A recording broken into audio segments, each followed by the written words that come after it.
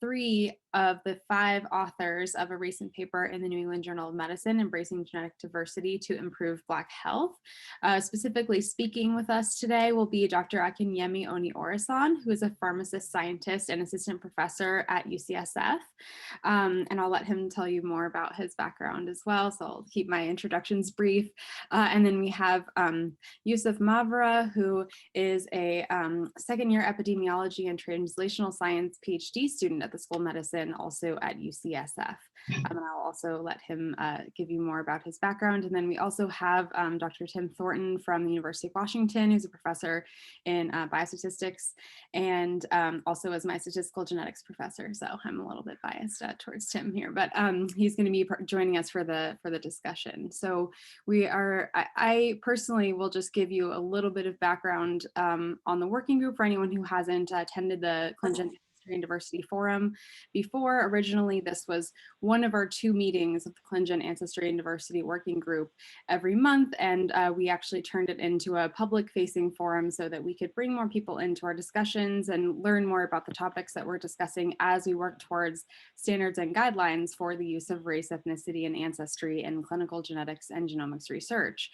And when this paper came out, it caused quite a stir because there were a lot of sort of controversial statements and things that we hadn't really considered before. And I personally have had the privilege of spending quite a bit of time with both of our speakers in advance of this, just learning more about their perspectives. And I think I personally learned a lot from them, and I'm looking forward to hearing from them today and having discussion.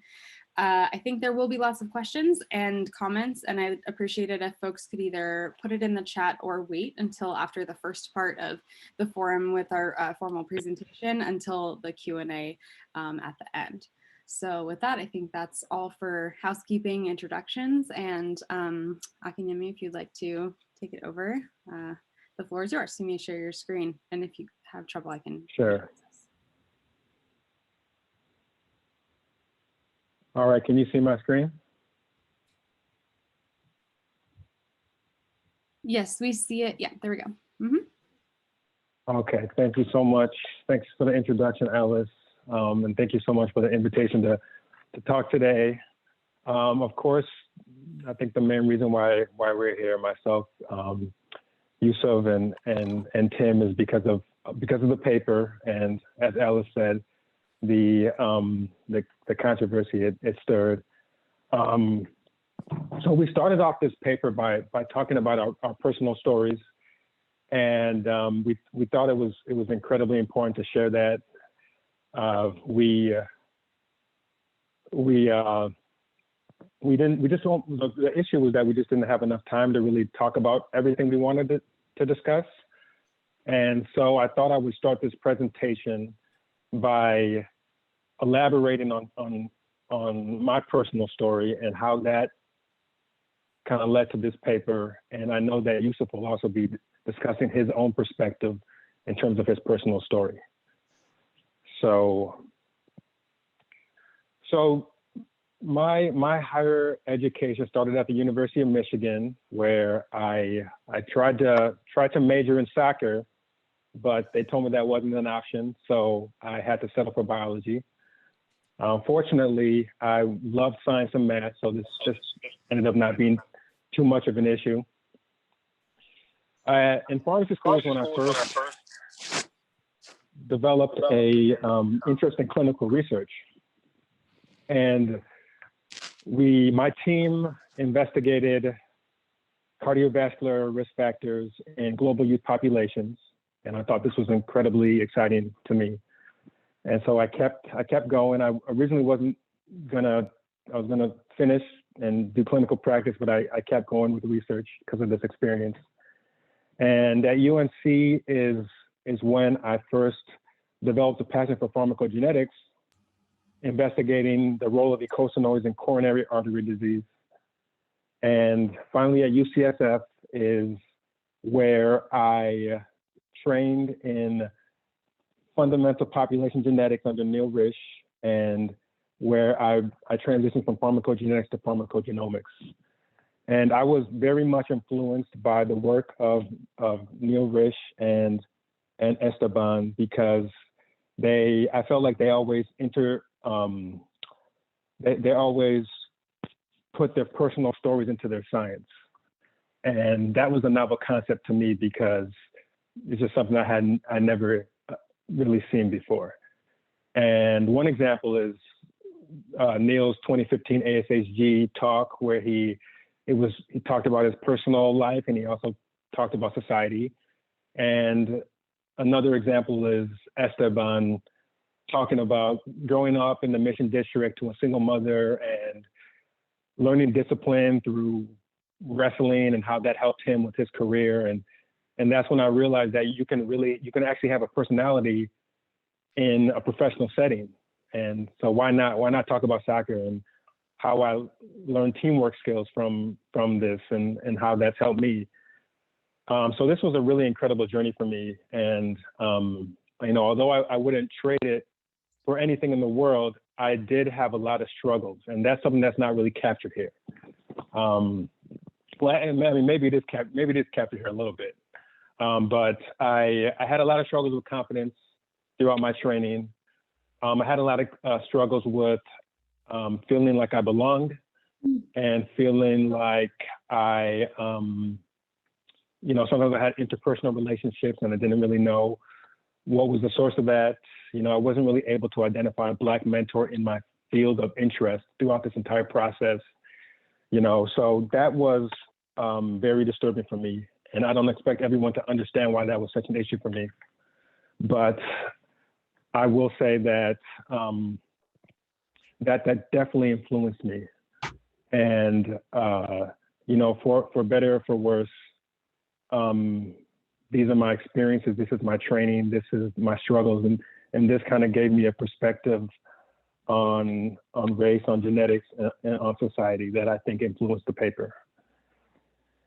So I had the great fortune to cross paths with 4 other researchers who also happened to be Black and also happened to be doing genetics and also happened to have some of the same struggles as I did. So I felt a little bit of relief that it wasn't just me, because when I had issues that came up throughout my training, and we live in a racialized society, so you can't help but think that maybe race is an issue for some of the things that kind of happened.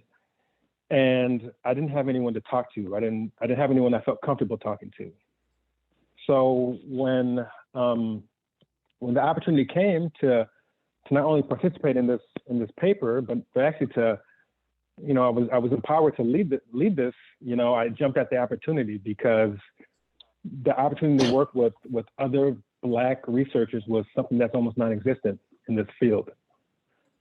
So I just wanted to go through some of the main themes of this paper, from our perspective at least. We thought we were sharing a viewpoint that was largely missing in the literature because of the dearth of Black population geneticists in the field.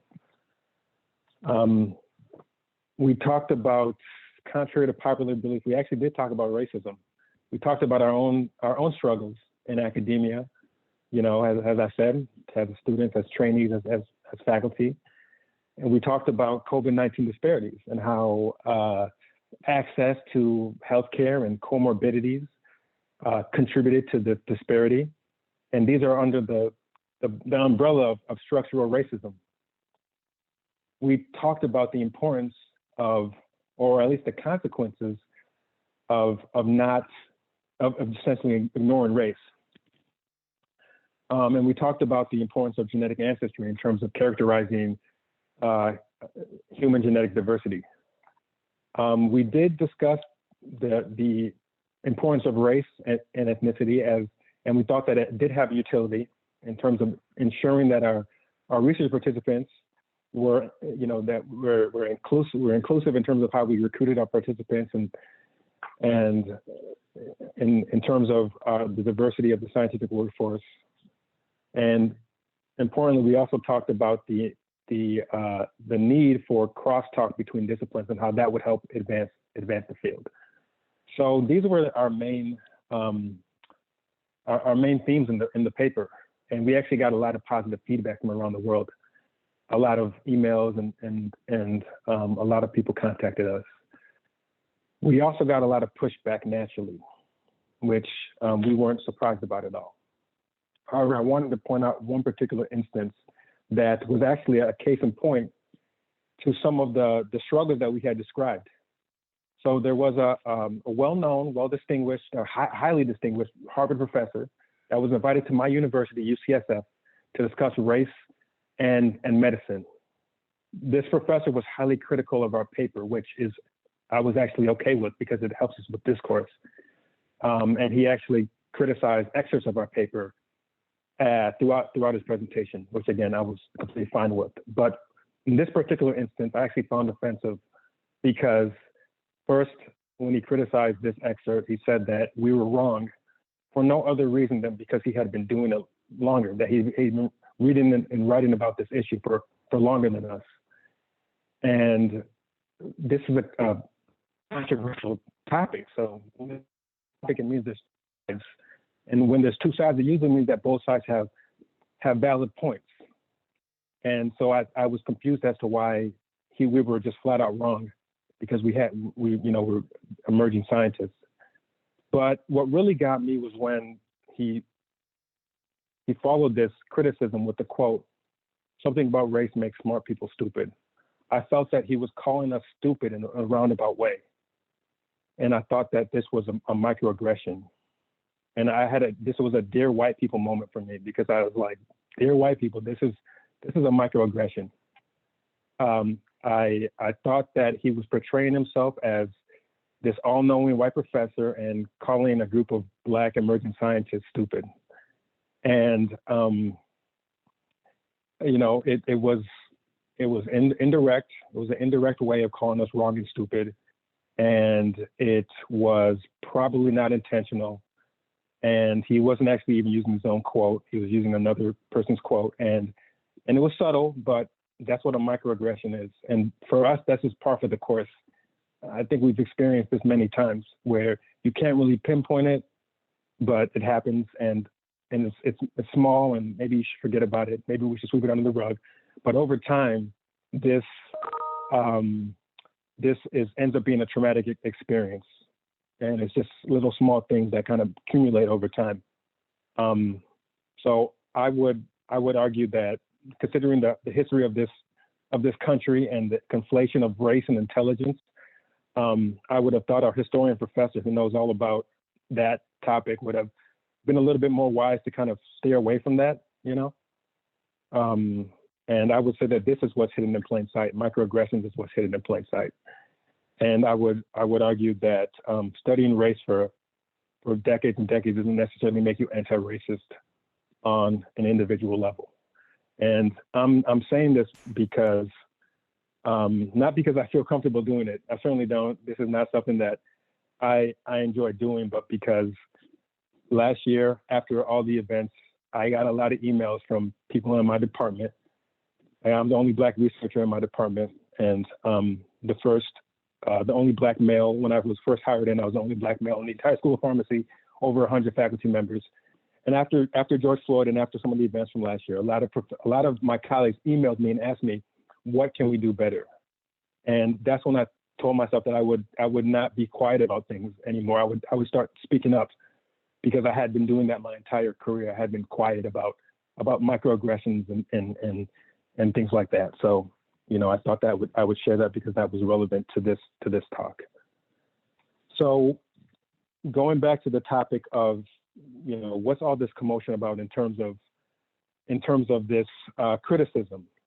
So this is about the combination therapy, hydralazine isosorbide dinitrate for heart failure, which was highly debated for a long time.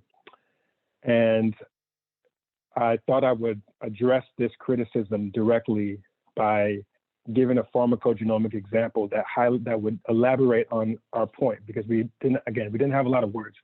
We didn't have a lot of words to talk about our personal stories, and we didn't have a lot of words to talk about some of the things that we mentioned in the paper. And so I do want to talk about this as a case example, but I also want to I don't want to get into the drug company that marketed this drug that ultimately failed, because commercial failure has nothing to do with how well the drug works or how well the drug doesn't work. And I don't want to talk about the FDA decision in terms of how the drug was ultimately, who the drug was indicated for. But I wanted to just describe the clinical studies to kind of elaborate on what we were talking about in the paper. And also to really explain this concept that race can help us to move beyond race. So in general, there's been a lot of discourse about self-identified race and its utility and what to do with it. And the audience probably knows better than I do how much we use self-identified race and ethnicity in our genomic studies. And in our genome-wide association studies, almost all the papers I've seen in terms of multi-ethnic cohorts, they stratify by race, and then they use genetically informed ancestry to further adjust. And when you kind of, for that example and for other examples, when you just look at race with no other context, it seems like a bad idea. But my perspective is that if you just simply ignore race or remove it without any really forethought, you kind of revert back to this, what I consider to be European ancestry-focused genomics. Or considering the historical context, a lot of these consideration of race happened recently. So in terms of genome-wide association studies, I think the audience knows better than I do that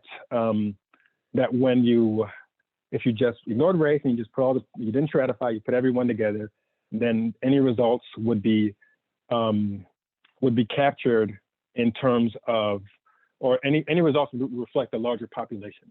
And it tends to be in our country and in other really large multi-ethnic cohorts, most of the participants are European ancestry, so the results wouldn't just reflect those, which means that any population-specific variants wouldn't have adequate power if they were only existed within the minority subsets, or if the effect size was different by population. So that's what I think of when I think about race in terms of genomic research. So I would argue that we're actually, if you look at this consideration of self-identified race in the full context, we're actually moving in the right direction. And I don't think the goal is different than what my colleagues think in terms of moving beyond race ultimately in terms of genomics research. And so again, I'm going to use the example of the hydroxyalazine and isosorbide dinitrate to kind of highlight that point. But before getting to that, I wanted to describe some of the disparities in heart failure, and because I think that's relevant to this case example. So it's well known that self-identified Black versus white patients in heart failure are more likely to get heart failure, are more likely to die from heart failure, are more likely to, or less likely to receive appropriate therapy for heart failure, less likely to be included in clinical trials, less likely to receive advanced heart failure therapies, less likely to be seen by a cardiologist following a heart failure hospitalization, and less likely to receive an ICD. So most of these are due to society, to structural racism, as I described. But the key point here is that we need all the help we can get in terms of this disparity. So I'm going to describe a series of studies that are relevant to this combination therapy. And this is essentially what we talked about in the paper in a couple sentences. So just to orient you, this is a small summary of this VHAF1 trial, which is a heart failure trial, the first one to investigate this therapy in a prospective randomized controlled trial. And this is the mortality. I believe it's a 2-year mortality. So we see a 22% reduction in mortality, which, considering the small sample size, it actually didn't meet the pre-specified criteria. They actually expected a larger effect. And this was a non-significant, though borderline, p-value. So, and this was not compelling enough for the FDA to consider this, to approve the therapy for heart failure. So the investigators stratified by race. They have Black participants and white participants, and you can see that there was a 47% reduction in mortality in Black participants and no effect in the white participants. And so basically, despite the fact that these Black participants made up 25% of the population, the study population, they actually drove the effect, the borderline effect in the full population. So this is, of course, this is post hoc, and this is hypothesis generating and exploratory. So in order to confirm this, you need a hypothesis testing prospective RCT, which is what they did. I'm going to skip past VHAP2 because that was another sub-study, although that did corroborate the findings. I won't get into that because of time. But this is the AHEF's trial, the prospective RCT, as I mentioned. And the participants were all self-identified Black subjects. And they found a 43% reduction in mortality. So they essentially confirmed what we saw in the hypothesis generating results. And this is essentially what we described in the paper.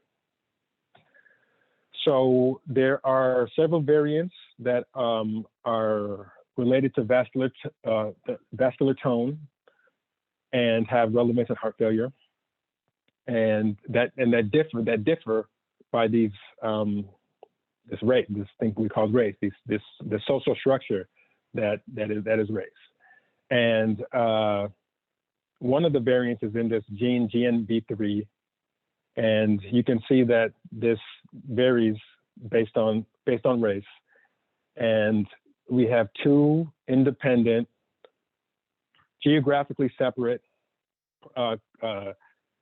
cohorts of Black participants, and you can see that this TT genotype varies, or is pretty much the exact same in these two identical, two separate cohorts of Black participants, much higher than what we see in the white participants.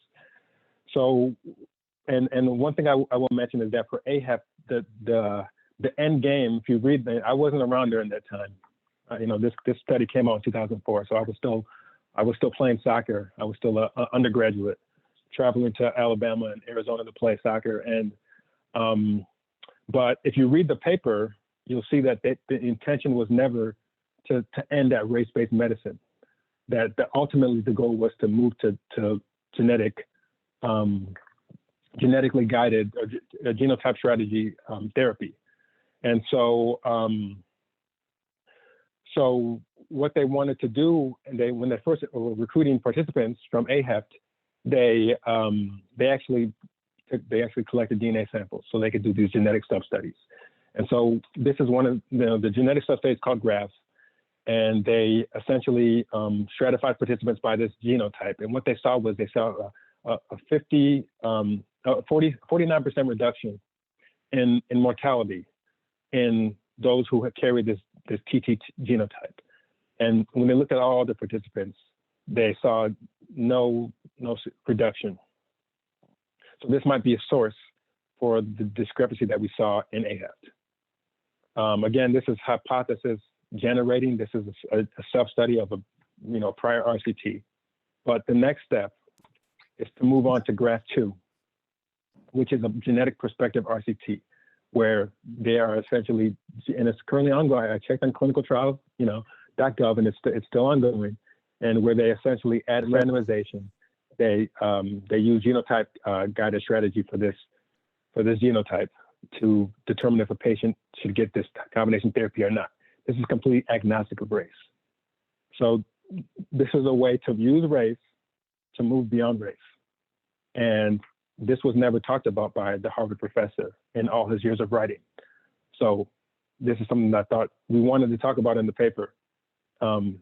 Not everyone, no one else I don't think has talked about this. And so, but I'm not going to stoop to the level of calling anyone stupid because they omitted this.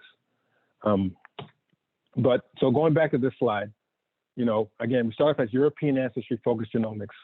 We have a series, 25 RCTs between 86 and 2014, very few Black participants. Okay, no one complained about this. No one seemed to have an issue with the fact that we didn't have inclusion in our RCTs. It wasn't until we started to include, ironically, when we start to include in our RCT, that's when everyone has an issue with this. So, but ultimately the goal is to move beyond race and to move into genotype guided combination therapy as I illustrated. Okay, so moving on from this example, I was very pleased to see that the NHGRI bold prediction, which was brought to my attention by Alice before this presentation, actually had a lot of predictions that were similar to what we had said in the paper. And I'm just going to go, the ones that are relevant to this paper. Number 4, human genomics will have moved beyond population descriptors such as race. We said the ultimate goal, we believe, would be to replace race.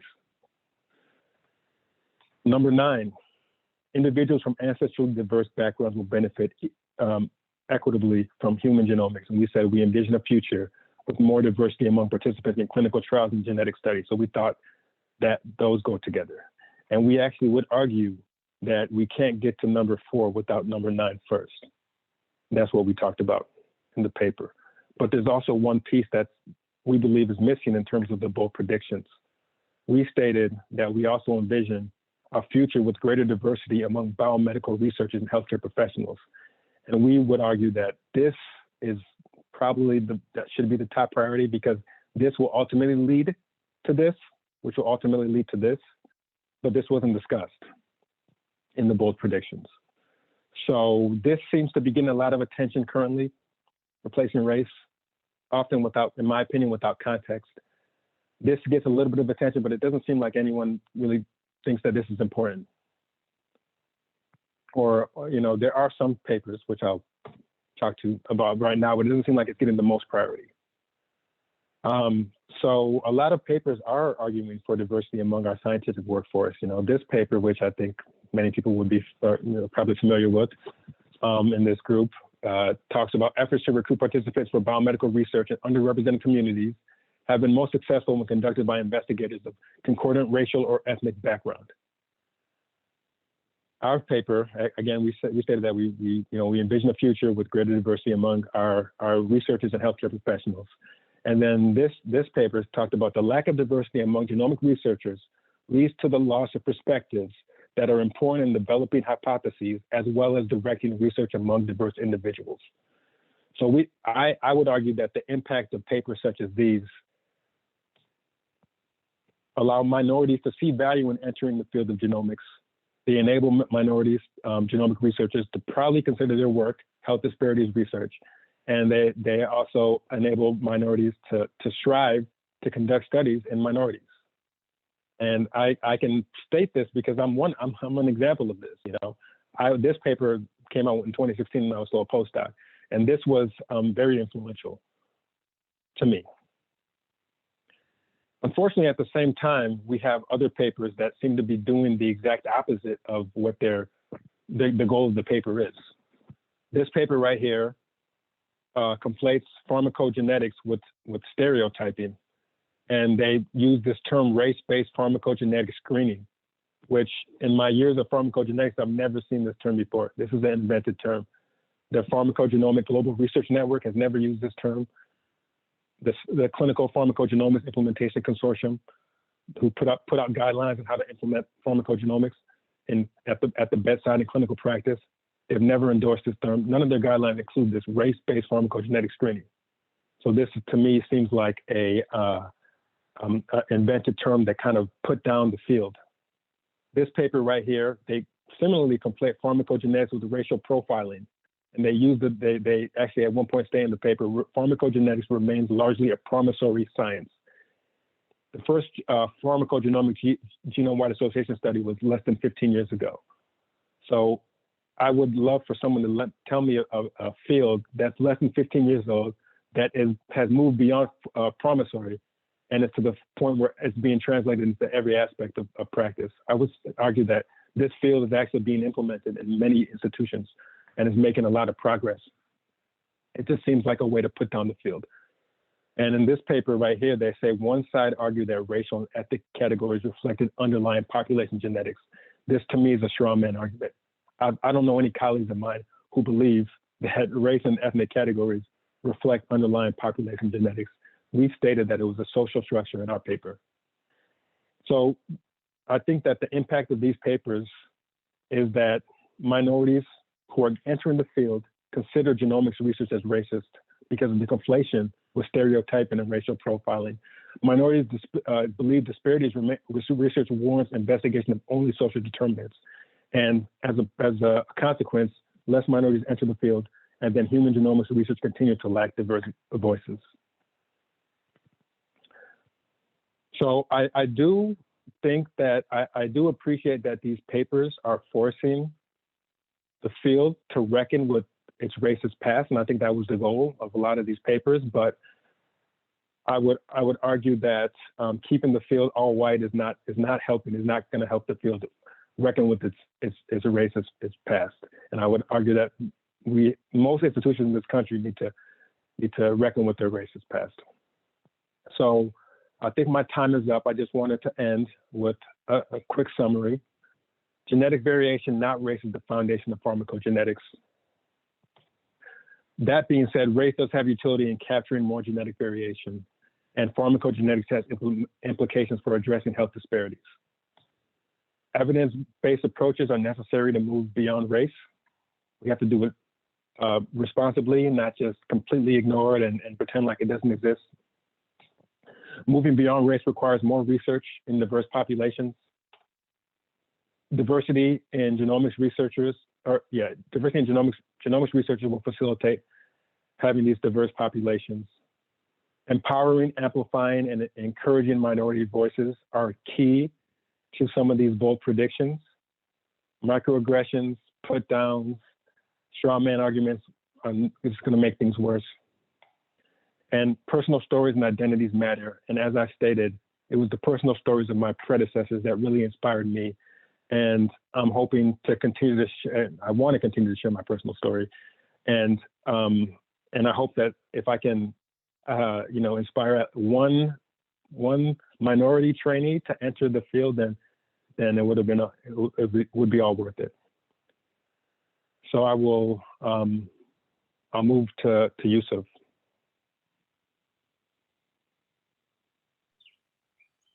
Thank you so much, Akin. That was really informative. And Yusuph, did you want to introduce yourself and get us started? And then I have some questions for you.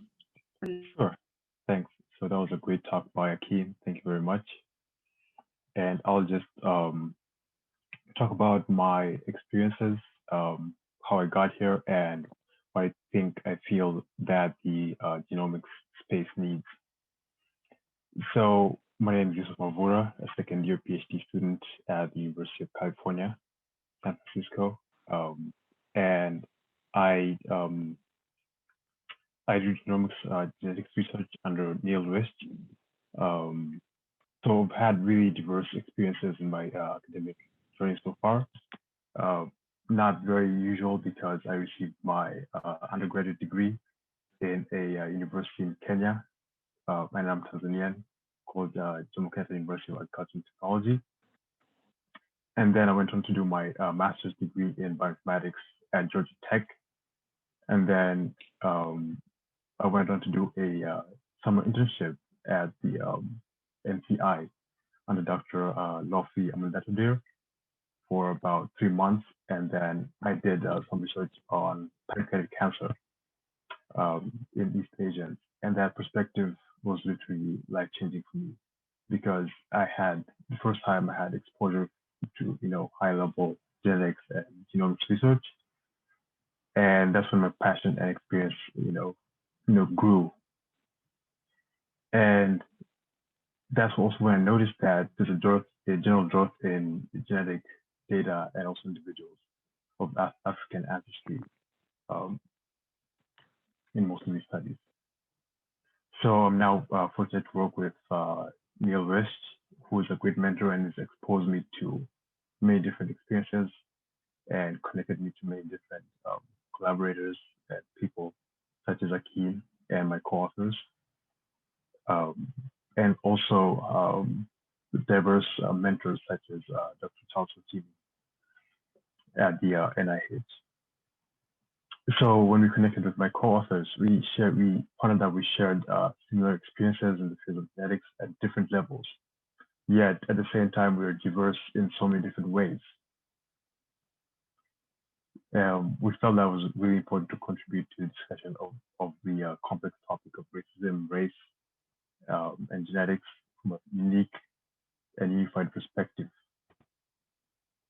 We also felt that there's some policies that have been implemented especially in medicine, that might have a detrimental effect to the communities that they're supposed to protect in the first place, Black and minority communities. So we feel that the best way to be an ally in the fight against racism, especially in the field of genetics, is to actually invite those affected by racism to the table to speak for themselves. I think that's a really important thing for the voices to be heard and for them to represent the diverse communities. So I think that there's diversity among those minorities in genetics, in their expertise, experiences, and opinions on different technical and also social issues. And all these perspectives, diverse perspectives from minorities, also deserve to be heard and appreciated. I believe that embracing diversity in opinions within minority communities should also be normalized, and as a result in advancements in genetics and socially and beyond. So just circling back to the main point is that historically and even currently there appears to be like very few graduate students in genetics who are from diverse communities, especially African and African American.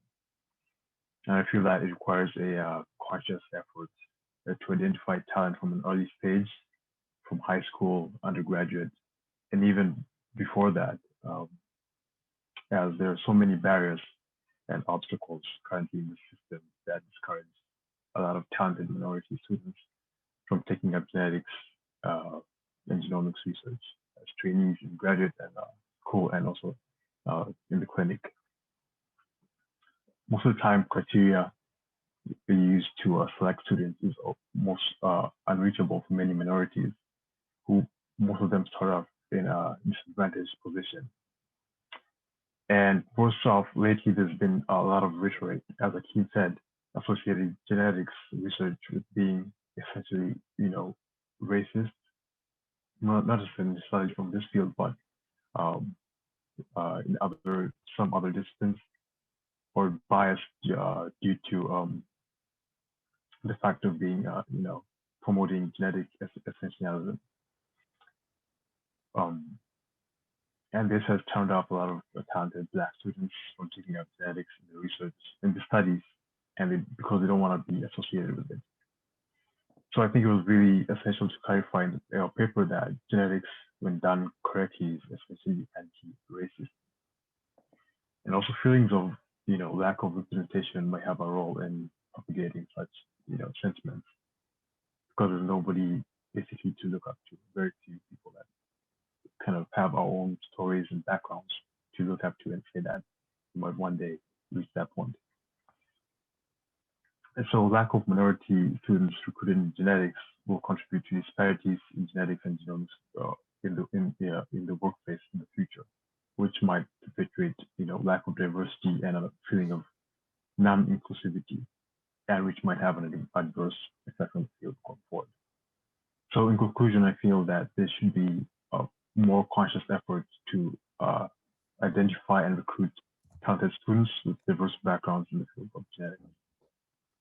And the voices and opinions deserve to be heard and embraced, and ultimately in the future we can have a diverse workforce in genetics where there are a representative number of minorities in positions to make decisions and contribute to the field. Thank you.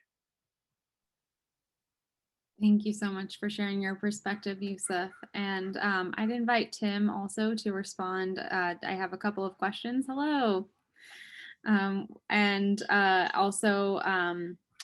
so I'll just ask a couple of questions of the panelists. We'll sort of move to a panel style discussion now, and then we can open it up to questions from audience members. And if you have them already, feel free to put them in the chat so that I can sort of summarize if we're getting quite a lot of interest and activity. So Akin and Yusuph, you've mentioned already, some of your motivations, but I'd be curious to hear from all three of you. You also mentioned many different diverse backgrounds that all the authors of the paper had, and so I'm curious, what ideas did you coalesce around, and what was your sort of driving motivation for the paper? And then afterwards? What was the reaction by the scientific community? And did you all have sort of similar experiences with that? Just curious to hear you share about that for a minute or two.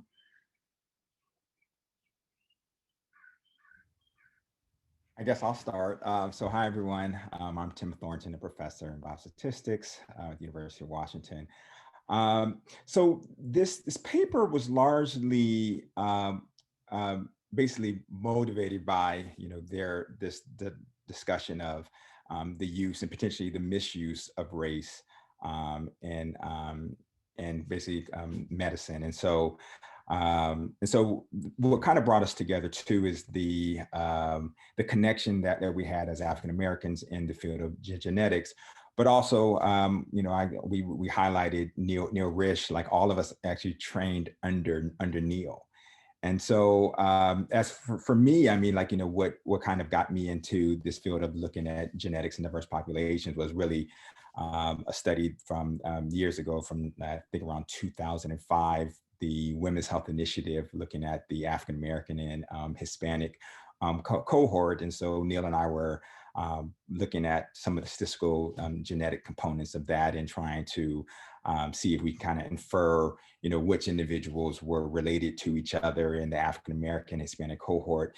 And so the methods that were really developed and largely work well in European populations did not work well. And so, we really had to take into account the diverse genomes just to really identify, who's related to who. But also that had important implications for inferring population structure. And so, so we were kind of figuring out, like, how do we actually infer, genetic ancestry? We really can't infer quite well recent genetic ancestry, or what we would call population structure or relatedness among the individuals. And so just trying to understand that we have very diverse genomes, and that has important implications for population genetics, but also for medical genomics as well. And so when we saw this paper and that were highlighted by Ken, we realized that really we need to have our perspective out there and just say that, hey, what, we have very diverse genomes, and this diversity needs to be taken into account. And then the biggest implications for this that I've seen, and I've been in this field now 20 years, has really been in pharmacogenomics, where there are huge effects. I've been doing a lot of GWAS, but in pharmacogenomics, I mean, these are really huge effects, and we see very different effect sizes and different variants that we see in a lot of these known pharmacogenomic genes that really have huge impact on therapeutics and drug response. And so, it's just great to have, a very diverse perspective among us, so, I'm an academician, statistical geneticist, again, is a pharmacogenomics. And then unfortunately, Ronnie wasn't able to be here, but he's an MD, PhD. And so, and then Yusuph's perspective as well, and early training in this field, it was just really was able to kind of come together quite nicely. And there were a lot of things that didn't make it into the paper. So we're actually talking about like doing another paper to really highlight some of the things that just didn't have room to be included. So it was certainly a pleasure. And so, and it really has sparked a lot of conversations. I mean, I can say even at the University of Washington, there are some faculty members who really think that we should not include race because it can potentially be misused. And so, and I've argued that yes, it can be misused, but there's also a great potential that it can be used well and can improve health disparities and things of that nature. I see Carlos has turned his camera on. I'm interested in hearing his perspective. No, first I just want to thank you guys. I mean, there's nothing more important and more powerful than to have you guys share this with us and go through your thinking. To me, we are all here aligned on trying to improve precision medicine and precision health for everybody, right? That's what certainly many of us have tried to do. And I think number one, it's very courageous of you guys to take a contrarian position. And I think had it not been you taking that contrarian position, many would have written this off and would have said, you know, this is just a stopgap that is not necessary. And I will tell you that, you know, certainly Alice knows that we've had a lot of very, you know, I would say animated discussions around this, because my biggest fear is precisely by eliminating the terrible set of checkoff lists that we use, we will simply bury the problem. And if we had just looked at aggregate statistics, for example, on COVID, we wouldn't have known the massive impact it was having on communities of color in every place. And in fact, it's different communities of color that got hit differently. So for us in the Bay Area, for example, it was our high Native American, Hispanics, and Polynesians that were particularly at risk, because they were the essential workers in the first part of the pandemic. In Miami, it's our Haitian and Afro-Caribbean populations that are being hit. And that subtlety would certainly not be seen without, detailed kind of epidemiology. And epidemiology has always kind of had to deal with this issue. And in fact, the whole point of epidemiology is to know we've got biases in the way we collect and analyze data, so how do we correct for it?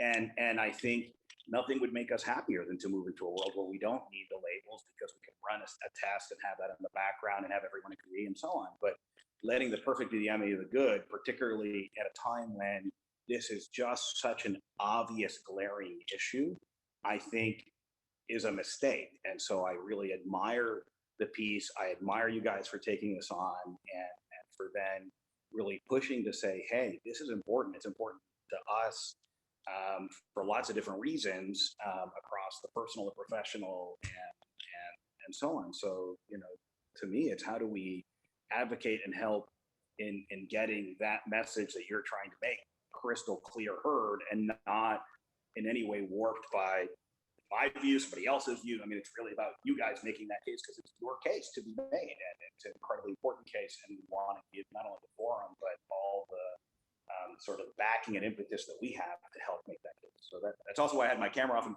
trying to be quiet, just I really hear what you guys have to say and help amplify that. Yeah, thank you for that, Carlos.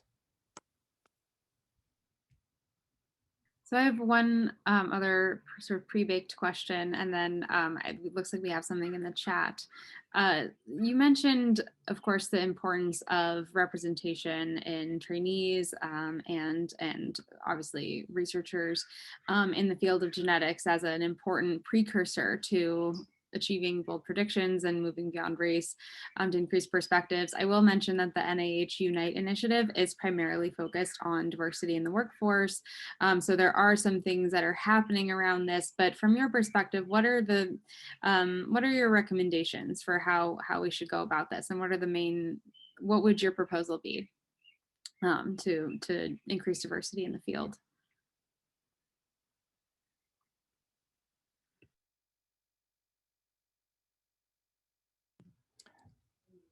I can't hear you, Akin. I don't know. Oh, Akin, yeah, it doesn't look like you're muted, but we can't hear you. Sorry. Yeah, I have my phone and I have to unmute both of them. So yeah, I mean, I think that I talked about in the presentation, we have to, I guess I can start by saying that one of the main points of this paper was to increase discussion, because I think that, even among us, I mean, when we were planning this paper and we were meeting Zoom meetings, we actually had a lot of this, like, we didn't agree on a lot of things, and we just had to keep talking and eventually we realized that we had the same opinions, but we actually had a diverse set of opinions on this topic when we first got together. So, and I've seen that when people have talked to me and disagreed, we just sit and talk, and the more we talk, the more we realize we're actually on the same page. I mean, I think we had this situation, Alex, when we talked the very first time.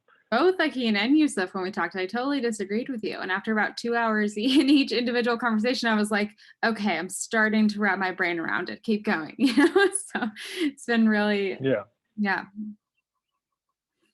So yeah, I mean, I think that we have, it's always like a us versus them type of thing. And I'm hoping that we can bridge the gap, and that'll maybe help with some of the papers I talked about that I feel like are downplaying the field and making it hard for minorities to get into this field. Or, when I don't know if I would have ended up here if I had read some of these papers when I was in undergrad and when I was a PhD student. So that's one of the goals, I think, just simply less of these polarized papers, I think would help. But I think it also starts on an individual level. I mean, I think we need to, department chairs need to be a little bit more proactive in terms of hiring, minorities into the field. And I think that's been improving a little bit in the past year or so.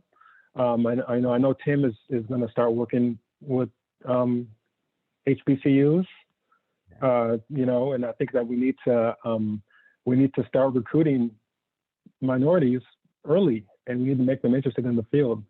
And I think that, so there's a push to get minorities to be interested, but there's also a pull in terms of recruiting them and being proactive about it and being intentional about it. Because if it's just like when we recruit for studies, if you just go to a library and post that, hey, enroll in this study, it's going to end up being mostly people of European descent, unfortunately. And even if you go into communities of color and you post that same thing, you're going to end up with participants of European ancestry. We saw that when we put these vaccine hubs, COVID-19 vaccine hubs in Oakland, and there was no Black people in these hubs. So you have to be very intentional about it. So the same thing with department chairs. When you just post an ad, you're not going to get too many minorities, because of a lot of reasons. I mean, imposter syndrome. We feel like we have to check every single box when we apply to jobs. And whereas some other people may not feel more confident and they feel like they can, they qualify for a job. So we have to be more intentional about it. And that's how, I don't know if I have any more specific examples. And I actually would be interested to read more about the NIH initiative that you mentioned, Ellis. So I also want to add really quickly that go ahead. there are also like some targeted programs such as the NIH summer internship opportunities. Also some programs like K3A Africa, which I'm also a participant and recipient of, that really target people of minority individuals to increase exposure to high level research, to increase their exposure to mentors and their competencies. So funding for these programs and being more intentional for setting up these programs, I think also helps at a really early stage.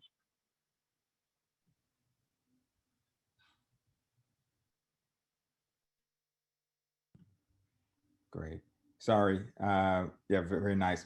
I guess one thing I just wanted to also point out is that, one of my biggest concerns is that, people are developing these predictive models, and even if they use race, they're going to misuse it. Perfect example is what's going on with the NFL and their race normalizing equation to determine who should be eligible for basically payout for brain trauma. And so where African Americans had to score like 2 points lower than white former players in order to get some type of compensation. And so that was a clear misuse of race. But of course, there's going to be those who are going to come in and say, you know what, we shouldn't use race at all, because look what happened in this example here. And so my argument is always like, yes, I mean, if race is important, we need to take into account, but it can be misused. And so that's one thing that's like, I'm interested in, is like, how do we actually develop models that actually are more predictive of outcomes, that can take into account differences in race, but also how do you incorporate genetic ancestry in these analyses, right? And so race is not genetic ancestry, but genetic ancestry is somewhat predictive of race as well. But race is as a social construct, at least the way I view it, but it does have, it is associated with genetic ancestry.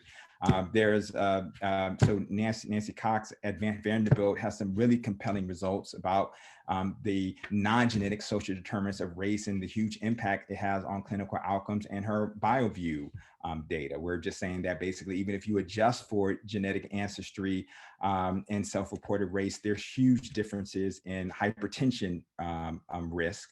And so basically there's a non-genetic environmental component based upon stress that is associated with being Black in America or Hispanic in America. And so I guess I'm just arguing that we need better models, and we need to use race appropriately if, for example, we're going to basically realize our goal of having personalized genetic medicine that can improve health in all populations.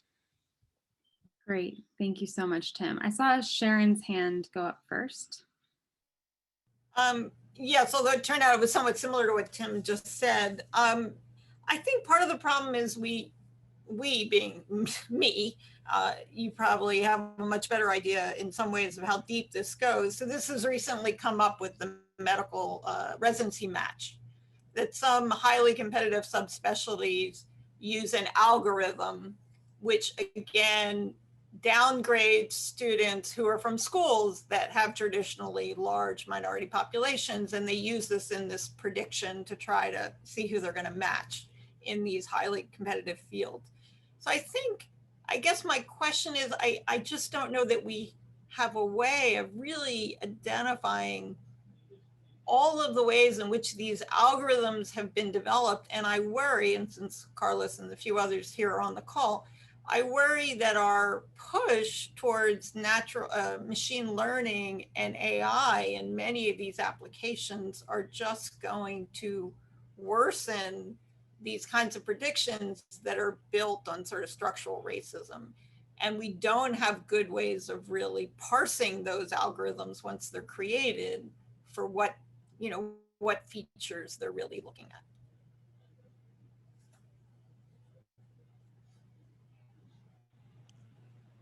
I agree. I mean, I think that I don't have a solution for that very, intriguing question, but I will state that, again, one of the things that we talked about in our paper was the importance of multidisciplinary, approaching a topic. I think we need to have bioethicists involved when we start to create these algorithms. I think we need to have, all types of disciplines at the table to talk about these before they're implemented, and to kind of brainstorm and consider all of the potential consequences and benefits.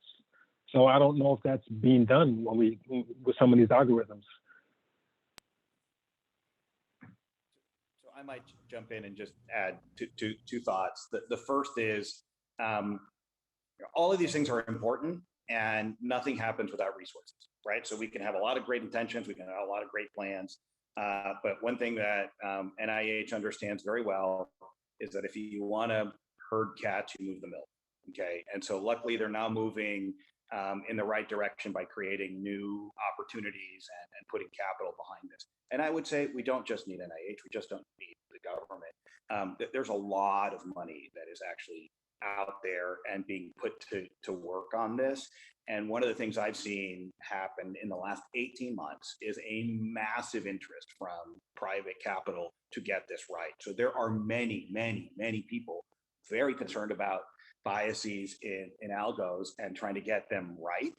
And in fact, trying to fund non-traditional founders, Black and brown founders in specifically, because they feel like, hey, these people really are worried about this. They're working on good solutions.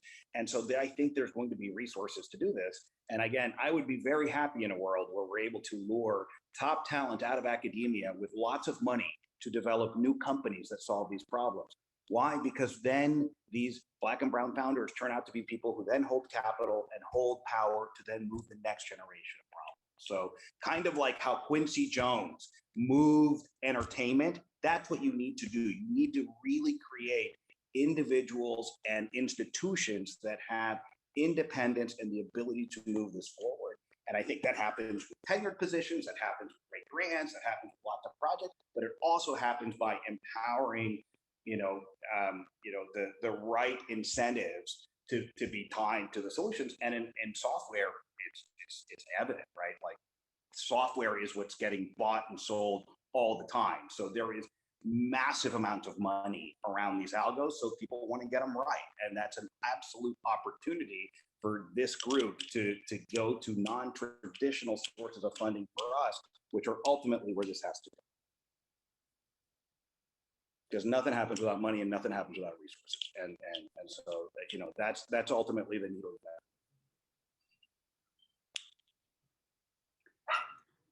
that. All right. Thank you for that, Carlos. And, of course, we still need people in academia too. So don't poach everyone, please. No.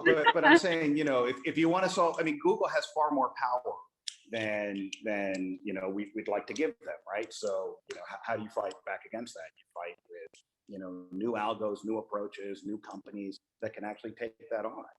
And I am actually optimistic that that's, an area that we'll see a lot of progress, and that's good. That we're all aligned in making that happen, because they need to work with academics to ensure that the stuff passes muster, right? No one's going to believe a company on its own. So you really need that hand-in-hand partnership that has, that we've used in genomics forever, right? Like we don't run the computers based on Harvard machines. We don't run on Stanford sequencers, right? We run on Illumina sequencers, and we run on the AWS and other clusters. So private industry is going to play an incredibly important role and is motivated to solve these problems. So let's help them by educating them about what they need. And I can tell you, there's a massive interest across testing, pharma, discovery to get this way. Okay, so we are over time, and I want to respect everyone's time today. If there are questions among audience members, looks like we still have quite a number of people on. So if you have additional questions for the speakers, I can stay on for another like 10 or 15 minutes and just take the questions in the chat and then capture them for our speakers, just so they have them, because I think it'll be really helpful to know what folks are thinking about in the audience. If you do have some extra time, speakers and participants, and you want to stay on with me, we can keep the conversation going, but I want to let people go. We will send out a recording of this. And for those who are not aware, we actually do have all of our recordings of previous History and Diversity forums now on the ClinGen YouTube channel. So I can share a link to that as well in the chat if you want to check out our playlist. And then I just give the speakers an opportunity to have a final word. You can let us know if you can stay or not. And then if you'd like to just tell us what's your sort of take home message, what would you like people to know or just be thinking about as they go forth from today's talk.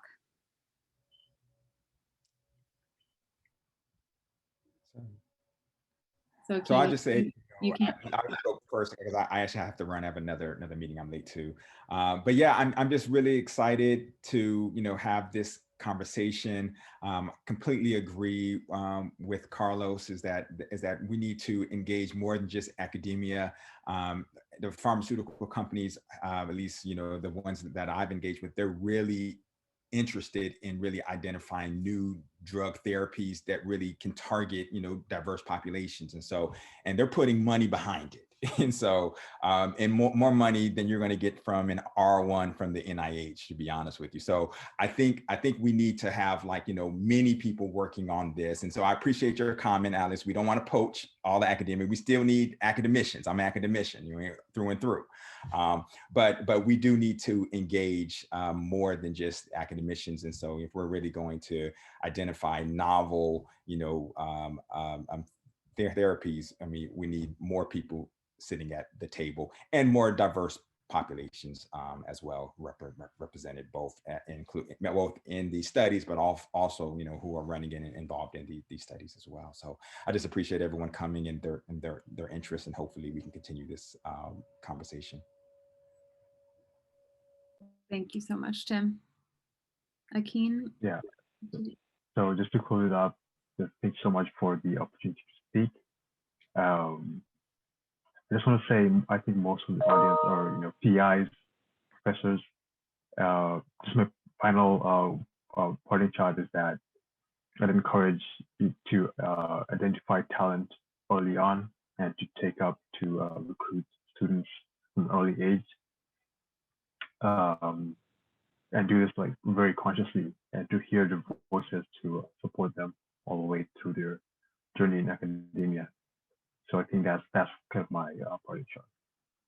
Thank you.